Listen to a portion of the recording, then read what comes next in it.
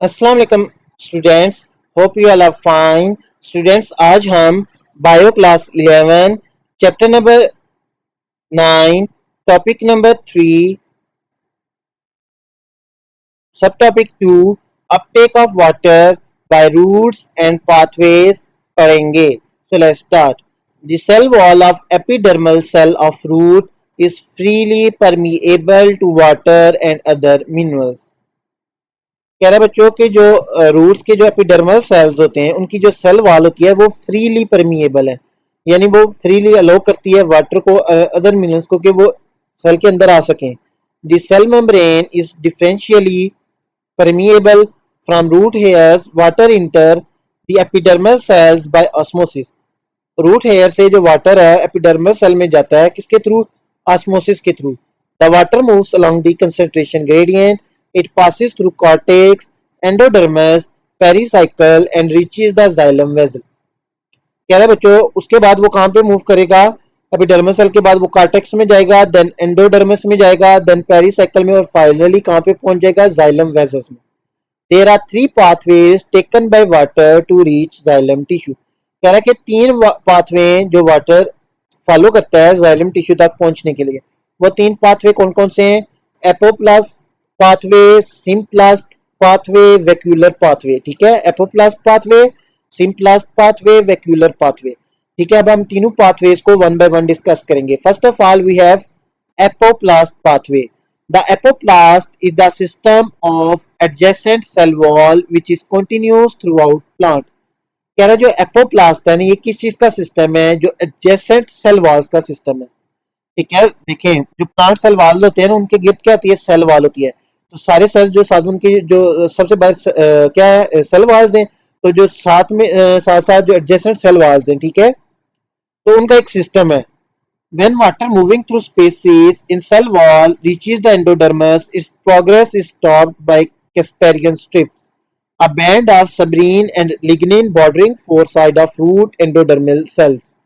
Therefore, water and fluid, particularly salt in the form of iron, must pass through the cell surface and into the cytoplasm of the cell of the endodermis.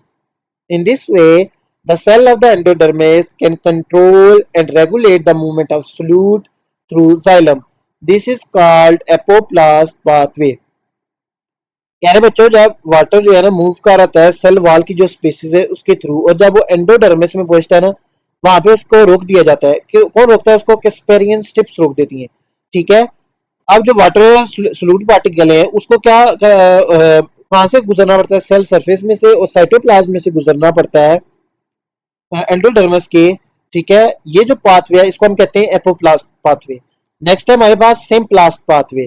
Movement of cell sap which involves cytoplasmic connection of adjacent cell is termed as symplast pathway. कह रहा है कि जो cell SAP की movement होती है in through different cytoplasmic connections of adjacent cell, कि जो साथ साथ एडजेसेंट सेल्स हैं उनके जो साइटोप्लाज्मिक कनेक्शंस हैं, कि जो उनके साइटोप्लाज्म जो कनेक्ट हैं उनमें जो मूवमेंट होती है इसको हम कहते हैं symplast pathway. The symplast is the system of interconnected protoplast in plant. The cytoplasm of neighboring protoplast is linked by plasmodesmata। अब जो दो नेबरिंग प्रोटो सेल्स के प्रोटोप्लास्ट हैं वो कैसे लिंक हुए होते हैं? प्लाज्मोडेस्माटा के through. Once water and any solute it contains is taken into cytoplasm, it can move through symplast without having to cross further membrane। Movement might be aided by cytoplasmic streaming। The symplast is an important pathway of water movement। नीचे देखिए बच्चों हमें एक figure show की हुई है, figure 9.4 pathway of water. ये हम बाद में देखते हैं, पहले थर्ड जो पाथवे है वैक्यूलर पाथवे वो भी देख लेते हैं। In vacuolar pathway water move from vacuole to vacuole. Plants के हमें पता है जो सेल होते हैं उनमें vacuole, large central vacuole present होता है। अगर एक वैक्यूल से दूसरे वैक्यूल में अगर वाटर मूव कर रहा है तो इसका हम वैक्यूलर पाथवे कहेंगे। Through neighbouring cells crossing symplast and apoplast in the process and moving through membranes and tonoplast by osmosis, it moves down up water potential gradient। या अगर आप फिगर देखें ये क्या है, सबसे पहले देखिए हमारे पास जो है ना ये देखें ये रूट है और रूट का रूट हेयर है। ठीक है, अब देखिए रूट केयर के बाद जो रूट के जो पहली लेयर है सेल्स की वो एपिडर्मिस है, उसके बाद कार्टिक सेल्स हैं, देन एंडोडर्मिस है। ठीक है, आपको समझ आ रही होगी। ठीक है, अब एंडोडर्मिस के में देखिए आप एक कैस्पेरियन स्ट्रिप आपको नजर आ रही होगी येलो कलर की, और एंडोडर्मिस के बाद क्या जाइलम वेजल्स प्रेजेंट होती है। ठीक है, अब वाटर ने जाइलम वेजल तक जाना है। ठीक है, रूट हेयर में जब इंटर हुआ ना तो उसने कहां तक जाना है, जाइलम वेजल तक। अब देखिए वो कैसे जाएगा। ठीक है, अब जो सबसे पहला जो पाथवे है ना, ये जो ब्लू कलर में आपको नजर आ रहा है वो कह रहा है कि ये सिंपलास्ट पाथवे है। ठीक है, और ये ऊपर देखें, ये जो आपको एपोप्लास्ट पाथवे और extra cellular route via cell wall start back spaces. अच्छा, अगर ये देखिए ये जो आपको डार्क रेड कलर में नजर आ रहा है, अगर देखिए cell wall to cell wall water move कर रहा है और आगे जाके कैस्पेरिस स्ट्रिप ने इसको रोक दिया है। ठीक है, ये क्या है, ये एपोप्लास्ट पाथ है। लेकिन अगर वो जो सेल के अंदर में से होके जा रहा है, देखिए ये जो ब्लू वाली लाइन है सेल के अंदर में से होके जा रही है, इसको हम कहेंगे ये सिंप्लास्ट पाथवे है। ठीक है, और तीसरा होता है वैक्यूलर पाथवे। अगर एक वैक्यूल से दूसरे सेल के वैक्यूल में वो जा रहा है तो वैक्यूलर पाथवे। अभी नीचे वाली फिगर देखिए, ये जो ग्रीन कलर में आपको नजर आ रही है, ये जो एरोज आपको इंडिकेट कर रहे हैं, इसको आपको सही पता चलेगा। ठीक है, अब कह रहा है कि ये जो ब्लू कलर के जो एरोज, जो रेड कलर के एरोज है वो एपोप्लास्ट पाथवे को शो कर रहे हैं, जो ब्लू कलर के एरोज है वो सिंप्लास्ट पाथवे शो कर रहे हैं, और जो ये जो पिंक कलर के ये वैक्यूलर पाथवे शो कर रहे हैं। अब आप देखें, ये जो सेंटर में पिंक कलर वाले एरोज है, एक के वैक्यूल से दूसरे वैक्यूल में जा रहे हैं तो ये वैक्यूलर पाथवे है। अब अगर आप जो ब्लू कलर वाले है उनको देखें तो इसमें जो वाटर है वो सेल वाल टू सेल वाल मूव कर रहा है। ठीक है, इसको हम कहते हैं सिंप्लास्ट पाथवे। और एपोप्लास्ट में देखें वो सेल के जो है उसमें से मूव कर रहा है, अंदर में से मूव कर रहा है। ठीक है, नेक्स्ट देखिए हमारे पास structure and function of xylem and phloem. There are two types of conducting tissues in plants, namely xylem and phloem. कह रहा है कि प्लांट्स के अंदर दो कंडक्टिंग टिश्यूज प्रेजेंट होते हैं, जाइलम और phloem. These tissues constitute vascular tissue. Xylem conduct water and mineral from root to other part of plant. Phloem conduct organic food from leaf, both up and down of plant. कह रहा है जो xylem है ना वो mainly water को और minerals को ट्रांसपोर्ट करता है। ठीक है, और कहाँ से कहाँ तक पे ट्रांसपोर्ट करता है, क्योंकि वाटर तो जो मिनरल्स होता है वो मेनली प्लांट्स जो होते हैं वो सॉइल से यानी रूट से अब्सॉर्ब करती हैं, तो ये रूट से ऊपर बाकी जितने भी प्लांट्स के पार्ट्स हैं, स्टेम, लीव्स, वहां तक ट्रांसपोर्ट करता है जाइलम। जबकि जो फ्लोएम होता है ना, जो फूड बनती है ना लीव्स में, वहां से उसको ट्रांसपोर्ट करता है बाकी पूरे प्लांट बॉडी में। ठीक है, रूट्स में, स्टेम में। नेक्स्ट पेज पे देखें component of xylem and their function. अब जाइलम भी जो है ना कोई एक टाइप ऑफ सेल से नहीं मिलके बना हुआ। ठीक है, ये भी कम्प्लेक्स टिश्यू है। तो अभी हम देखते हैं कि इनके जाइलम के कंपोनेंट्स क्या है।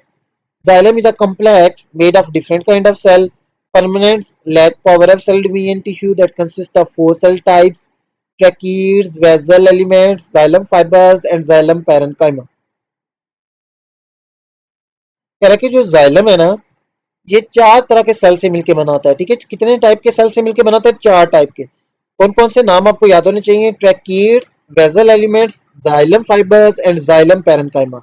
अब हम इन चारों का डिफरेंस पढ़ेंगे। कह रहा है जो ट्रैकीड्स हैं ये डेड होते हैं, इलोंगेटेड यानी लंबे सेल्स होते हैं, विद टेपरिंग एंड्स, इनके एंड से टेपर हुए होते हैं। ठीक है, एंड लिग्निफाइड वॉल्स होती हैं, they have mechanical strength and give support and involve in conduction of water and minerals. अब ये क्या करते हैं, ये सपोर्ट प्रोवाइड करते हैं और वाटर और मिनरल्स को कंडक्ट करते हैं। These cells are universally present in xylem tissue of all vascular plants which are therefore called tracheophytes.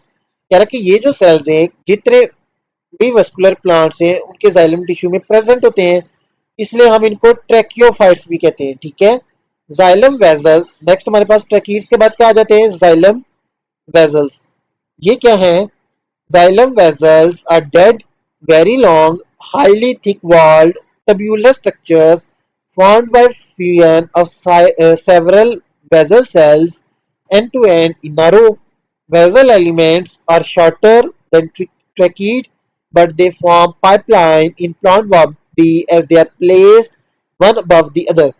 Xylem vessels are only found in angiosperms where they are involved in conduction of water and minerals and provide mechanical support to body. Xylem fibers are also dead but narrow. Xylem fibers भी dead होते हैं लेकिन ये narrow होते हैं, highly elongated, highly thick walled with tapering end. They are mainly responsible for Mechanical sport. The only living cell of xylem are xylem parenchyma, which are thin-walled, broad cell, involved in storage of water and mineral primarily during conduction. नीचे देखिए हमें एक figure दी हुई है, figure 9.5 vessels and tracheids, ठीक है। Difference next है हमारे पास कंपोनेंट्स ऑफ फ्लोएम। अभी हमने कंपोनेंट्स ऑफ जाइलम डिस्कस किए, हमने पढ़ा कि जाइलम के made up of 4 cells, tracheids, xylem fibre, xylem vessels, tracheids, vessel elements, xylem fibres and xylem parenchyma, ठीक है। अब हम पढ़ेंगे components of phloem. Phloem tissue, also complex permanent tissue composed of 3 living cells, sieve tube elements, companion cells and phloem parenchyma and one dead cell phloem fiber। अच्छा, इसके पास भी total 4 sales होते हैं, लेकिन 3 लिविंग होते हैं जिनके नाम है हमारे पास sieve tube element, companion cell और phloem parenchyma, और एक डेड सेल प्रेजेंट होता है जिसको हम phloem fiber कहते हैं।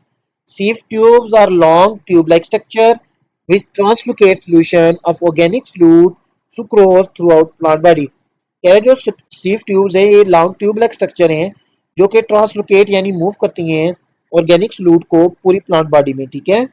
These are formed by end to end fusion of cells called sieve tube elements. और ये जो सीव ट्यूब्स हैं ये बनते कैसे हैं कि जब एंड टू एंड डिफरेंट जो सेल्स हैं जब वो एंड टू एंड यानी एक एंड दूसरे के एंड के साथ ज्वाइन होते हैं तो बनते हैं। और वो कौन से सेल्स हैं जो एंड टू एंड फ्यूज करके सीव ट्यूब बनाते हैं, वो है सीव tube elements. Sieve tube elements are thin-walled living cells but do not have nuclei.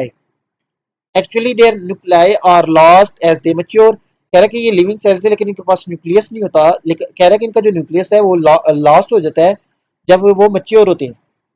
Their cells are narrow from center and wide from end. A transverse or oblique pore-bearing partition sieve plate separate two sieve tube elements. कह रहा है कि दो जो सीव tube elements होते हैं उनको separate कौन करता है, sieve plate. Due to absence of nuclei the function of sieve tube elements are controlled by adjacent companion sales.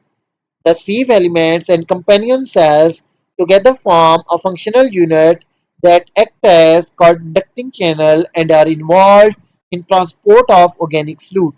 Companion cells provide energy to sieve tube elements for their activities।